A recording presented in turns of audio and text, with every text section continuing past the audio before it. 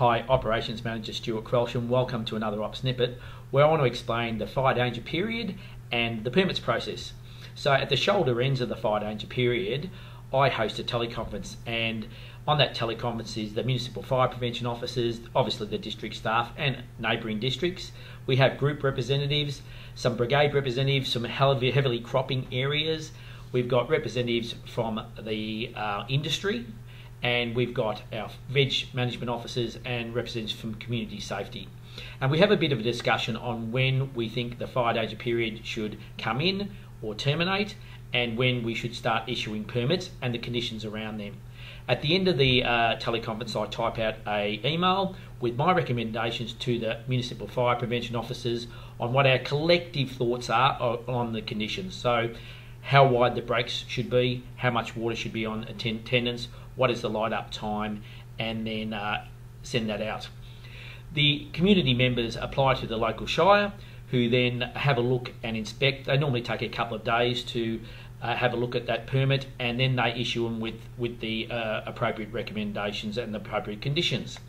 So that's a Schedule 13 permit. There are a couple of other permits that are issued by the CFA, and one's a Schedule 12, which is a permit issued for brigades, normally for ecological purposes, like burning the Wangaratta Common or the Snow Road burn during the fire danger period. So they're issued by me, and they are done in consultation normally with our vegetation management officers and obviously the local brigade. The third type, which is there's an increased demand for that this year, is a Schedule 14 for miscellaneous purposes. And a lot of our community members are applying for these because the fire danger period's actually been extending a little bit longer this year, and they need to do some work.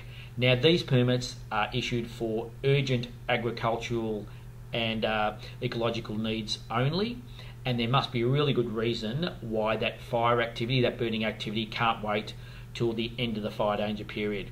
So we've got a couple where, let's say there's been a bit of flood debris from those floods at Tarrawingi, etc., and the farmer needs to plough his paddock, but it's got a whole lot of sticks and windrows in it.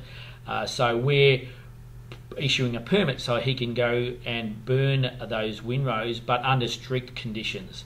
So they're issued by the district, and we have a conversation with the Municipal Fire Prevention Officer, Forest Fire Management Victoria, etc. Now, if it's close to the forest, there's a chance that those permits won't be issued because the forest is still so dry. In relation to the fire danger period, the termination will take effect on the 1st of May this year. It's still really dry out there. I'm a little bit worried about the Easter time and campfires and people burning off with bonfires, but hopefully we'll continue the messaging that is illegal activity, and that anyone caught breaking the law will be prosecuted by the police or the other agencies. So happy to take any questions, but hopefully that clears up a little bit about what we're doing with permits and the fire danger period. Thanks for your time. Have a really happy Easter.